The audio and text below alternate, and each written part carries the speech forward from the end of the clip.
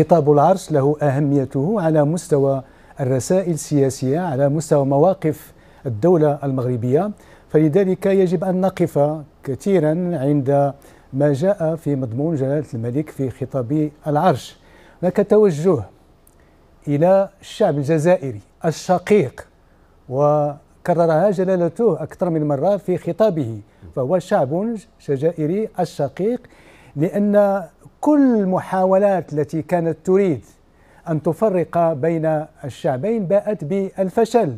هنا تأكيد، وقال جلالة الملك بصفته ملك المغرب، أنا توجه للتأكيد على الموقف واضح بالنسبة للمغرب في كما قلت اليد الممدودة، وهي يد الملوك الممدودة هي امتداد لليد الممدودة للمغفور جلالة الملك محمد الخامس عندما احتضن الثورة الجزائرية والشعب الجزائري، لدرجة أن عددا من الجزائريين المولودين ما بين 1956 و 1960 أطلقت عليهم عائلتهم اسم محمد الخامس، لأن محمد الخامس كان عنده واحد شهرة. كذلك كثير هادشي في أرشيفات متعددة سواء كانت مسموعة أو مكتوبة أو غير ذلك.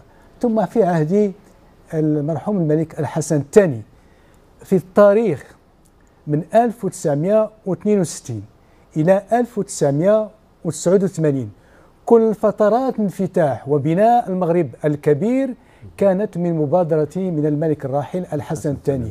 في عهد الملك محمد السادس كررها غير ما مرة، طرح الأطراف أو الطرف الآخر إنشاء آلية لمناقشة كل المواضيع ويحددها الطرف الآخر.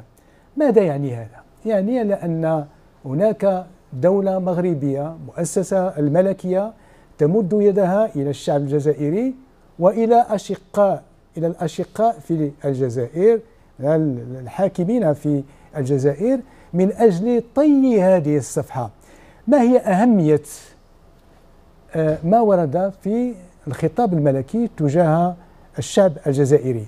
هناك الآن تحولات جيوسياسية، تحولات إقليمية، تحولات على المستوى الدولي فيما يخص العلاقات المغربية الجزائرية، لأن هناك رسالة من العالم على أساس أنه يجب أن يكون هناك توافقا بين المغرب والجزائر من أجل مصلحة المنطقة ومن أجل الاستقرار. الولايات المتحدة الأمريكية مثلا تسير في هذا الاتجاه على أساس مصالحة بين المغرب والجزائر.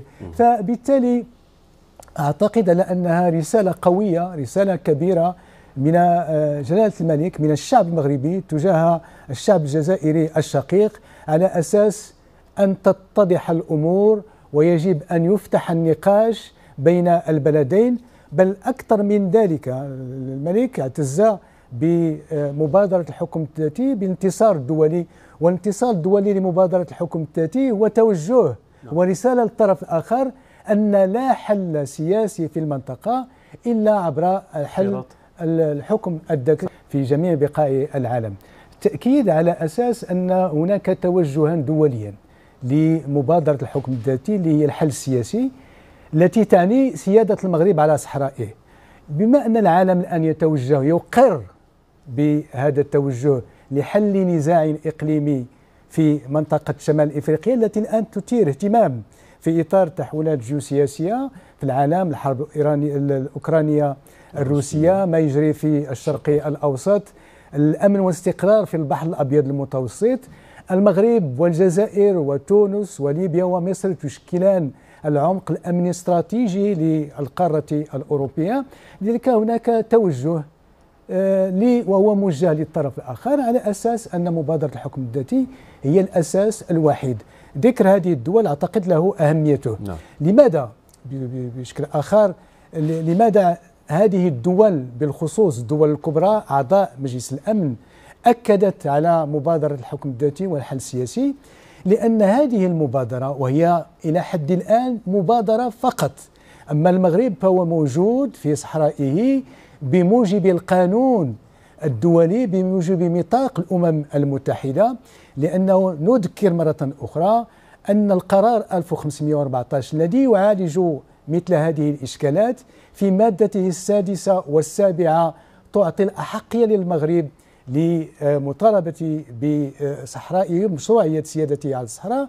وهناك المبدأ الرابع الذي يعطي ثلاثة اختيارات. المغرب سكان أهل الصحراء اختاروا الانضمام والوحدة مع المغرب وفق المبدأ الرابع 1500 قرار 1541.